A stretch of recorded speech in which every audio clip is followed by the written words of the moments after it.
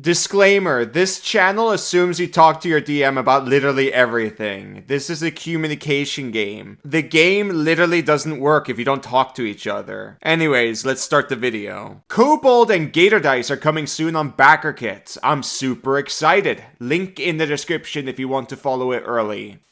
I'm a gator! Apex Predator! Guys, we have an early copy of the Monster Manual, so we're gonna make a video about Moon Druids. That's right, and to sum up Moon Druid quickly, it's the most Druid subclass in the game that lets you turn into really powerful animals. Like gators! Welcome to Pack Tactics, where we death roll our enemies and go brrrr. But Kobold, crocodiles still don't have a death roll attack! I know, it sucks. Anyways, first feature, Level 3 Circle Forms. You can channel Lunar Magic when you assume a wild shape form, granting you the benefits below. Challenge rating. The maximum challenge rating for the form equals your Druid level divided by 3, rounded down. Armor class. Until you leave the form, your AC equals 13 plus your Wisdom modifier, if that total is higher than the beast's AC. Temporary hit points. You gain a number of temporary hit points equal to 3 times your Druid level. First, we need to know how Wild Shape works. It's very different from what it was in 2014. To sum it up really quickly, it's a bonus action to turn into an animal. At level 3 for Moon Druids, the animal can be up to CR1. You can stay in the form for a number of hours equal to half your Druid level. This uses a Wild Shape slot, which you have 2 of at this level. You regain 1 from a short rest, and all of them on a long rest. And as you progress, you get more slots. The known forms you transform into are picked as soon as you get Wild Shape. You get 4 forms, and you can replace 1 every long rest. As you progress in level, you get more forms, you get higher CR, and at level 8, you can pick forms that can fly. When you're an animal, you can still retain your ability to speak, so you can talk in common. You also gain a number of temp HP equal to your Druid level, but because you're a Moon Druid, it's 3 times your Druid level. When the temp HP is gone, you're still in your Wild Shape.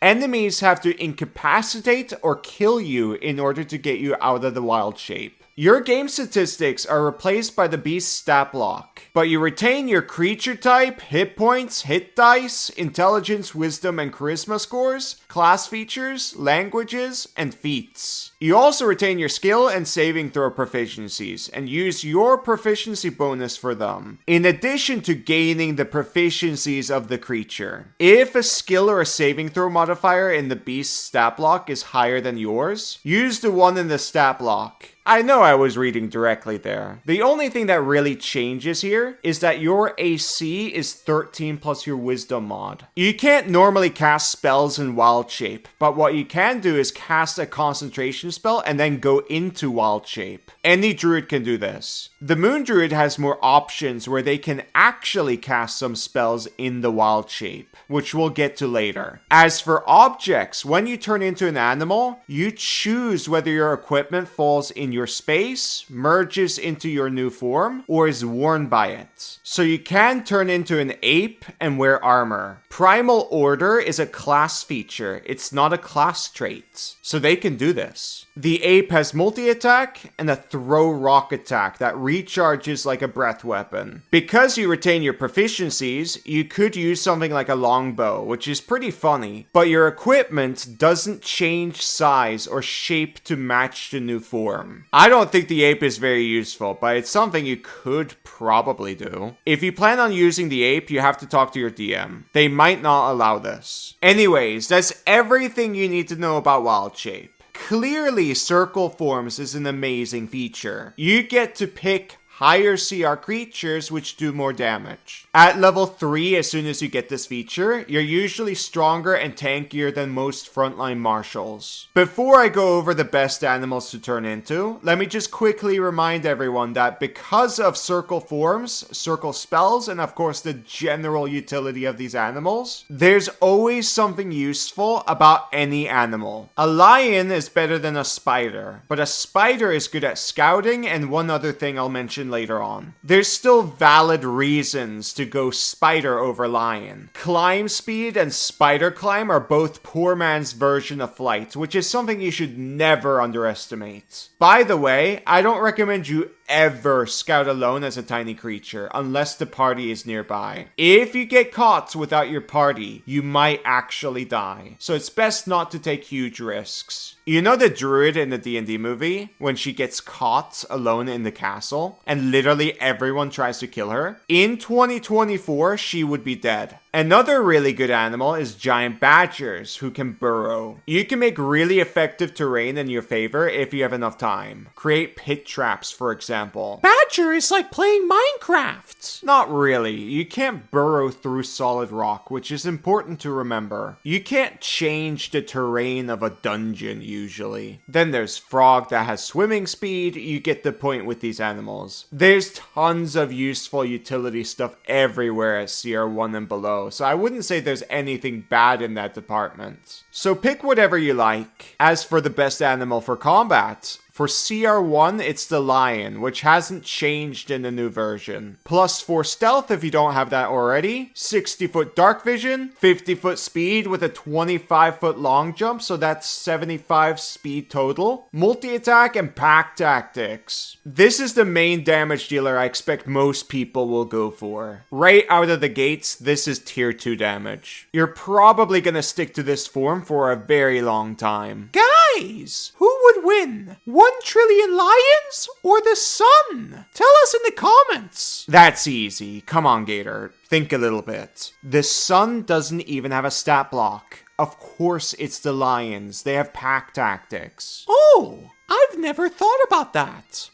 I'm gonna talk about higher level CR forms when we get to those levels. We gotta get back to the features. But first, let's talk about the new class dice sets on Kickstarter. Only Crits are back with 12 pastel sharp edge dice sets that's themed around the 12 classic D&D classes. You can get 11p sets with 4d6s and 2d20s. So that's extra dice than you normally get. Only Crits have done 3 successful Kickstarters so far, and this is their biggest project yet. The trailer even has a rap song. Anyways, my personal favorite is the Ranger one. I'm a sucker for Ranger. Now, optimal speedrunners, listen up. The first 250 people who back this project get a free level 1 to 3 adventure for 5e, where you have to fight 12 bosses who are evil shadows of the 12 classes. It's like fighting Shadow Link from Legend of Zelda. Exactly, but 12 of them. It's more like the Gauntlet of Shar from Baldur's Gate 3, to be honest. Anyways, I've been working with Only Crits for many years, and they have a fantastic track record, so I absolutely recommend you check out the Kickstarter. Getting the whole collection is fun for your table. The Barbarian can get the Angry Red Dice. The Fighter who multiclass into Warlock gets both the Fighter and the Warlock dice sets. You get the point. Back to the video. Next, circle spells. On the surface, this looks like a bad list, but unlike the other druids, you can cast these spells in your wild shape form. And that makes all of these spells really good, except for Mass Cure Wounds and Moonbeam. This is a great feature. I'm not a Moonbeam enjoyer. It's 4 squares. I like Spike Growth. Listen, getting in and out of wild shape is really easy. It's a bonus action. And if I refresh the wild shape the next round, then I get the temp HP back if I lost it. Sure, it's more resource cost and a little bit of a setup, but if spike growth is needed right now, then it's worth it. Also, I get a wild shape resource back on a short rest. So I'm not really worried. Starry Wisp is a 60-foot range spell attack cantrip that does 1d8 radiant damage that scales. Fantastic. You can turn into a tiny animal like a spider and ride the Find Familiar owl from the Wild Companion. Then you can default kill enemies if they don't have range. Conjure Animals is very good. It's a bigger moonbeam, it can potentially last multiple fights, and can also be moved around. Sadly, it doesn't do half damage. Still though, I'm happy you can cast it in wild shape. This is probably your go-to spell. Font of Moonlight is good for single target damage, which is something you're really great at. That extra 2d6 radiant damage per hit does stack up. Then on top of that, when you take damage, you can use your reaction to force the creature that did the damage to make a con save. On a fail, they get the blinded condition. I know Redditors and other YouTubers look at spells like this and freak out. I think they're all being overdramatic and not thinking critically for the level they're in. You always have better options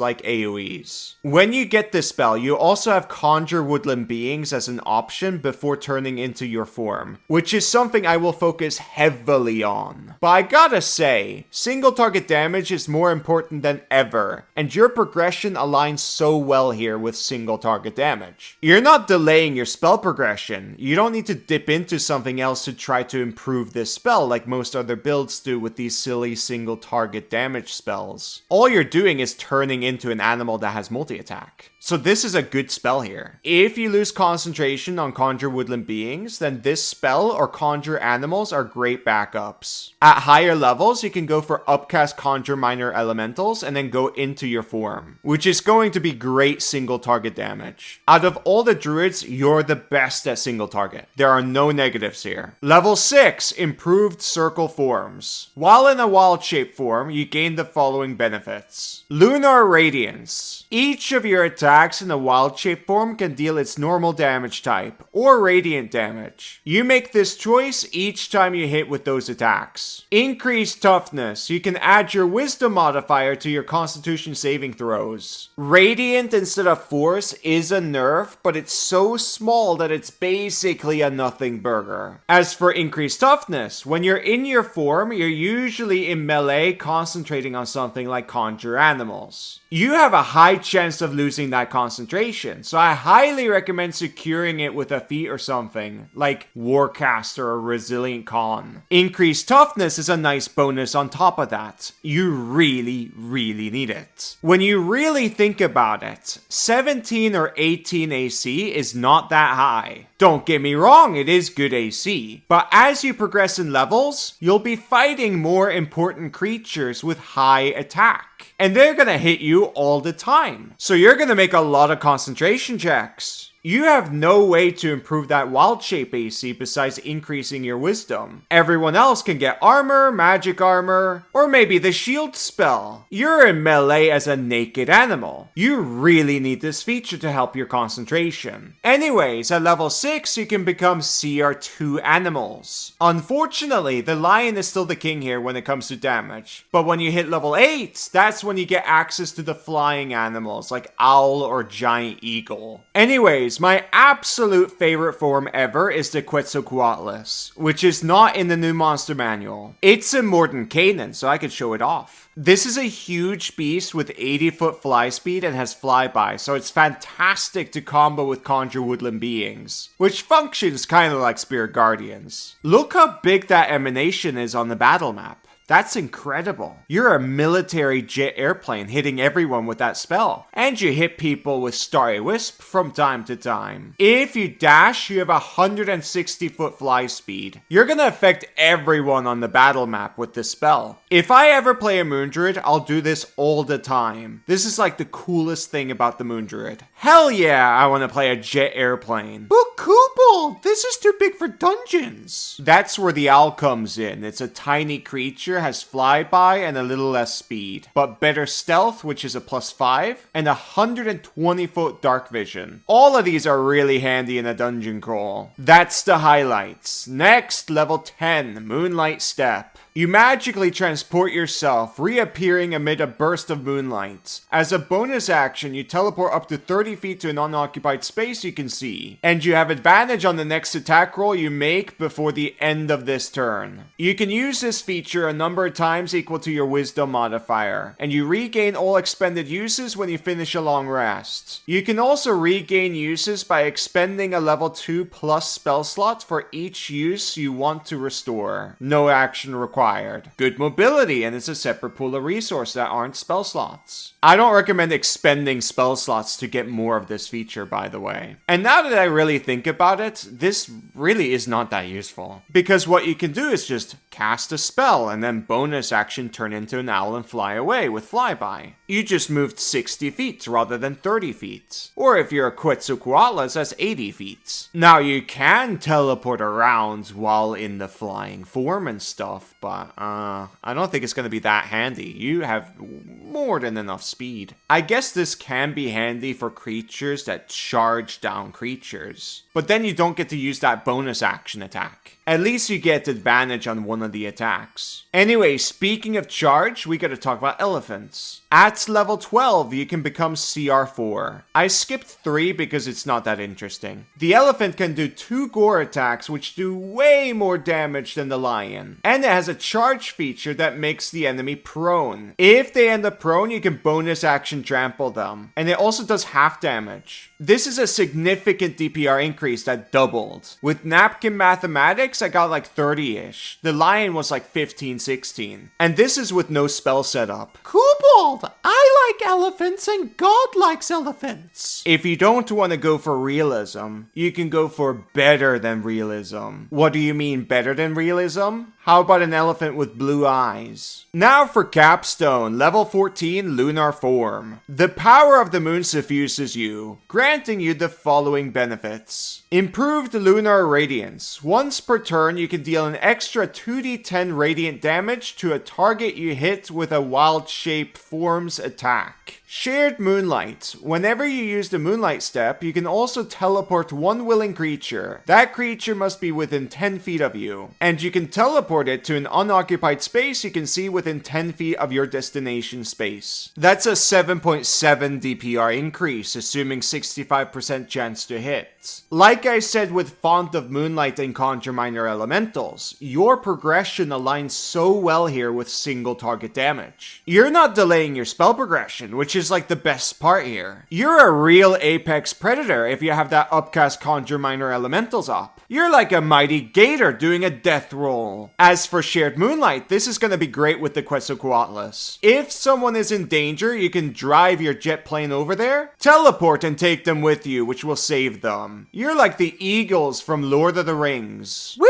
not done yet. We still have higher CR creatures. This is a very long video, but you're right, there's more. Now, this is where the video gets difficult. We can't talk about stats or anything because of the NDA. So we're just gonna name the best animals and then leave it at that. Giant crocodile. It's the best transformation ever. It's CR5. But gator. No, Kobold. Giant crocodile's the best. Okay, you guys heard the gator, not me. Then at level 18, you get CR6. The best option is the mammoth. It's a stronger elephant.